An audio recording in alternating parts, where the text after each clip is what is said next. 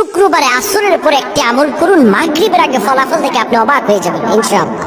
শুক্রবার আসর নামাজের পরে আপনি আমল করুন, যদি প্রপার ওয়েতে করতে পারেন মাগরিবের আগে আপনি ইনশাআল্লাহ ফলাফল দেখবেন ইনশাআল্লাহ।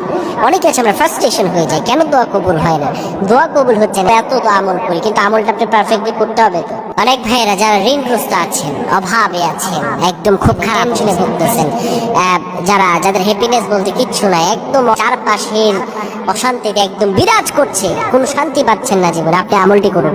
অভাবে আছেন, ঋণগ্রস্ত, মাথার উপর বিশাল ঋণের বোঝা, বিশাল ঋণের বোঝা, ব্যাংকের ঋণ, ভাইয়ের কাছে ঋণ, বোনের কাছে ঋণ, আপনি আমলটি করুন ইনশাআল্লাহ ফলাফল পাবেন।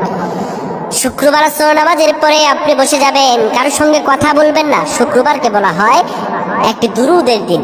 আপনি সেই সময় বসে গিয়ে পড়েন আল্লাহুম্মা সাল্লি আলা সাইয়্যিদিনা মুহাম্মাদিন ওয়া আলা আলিহি ওয়া সাল্লিম তাসলিমা।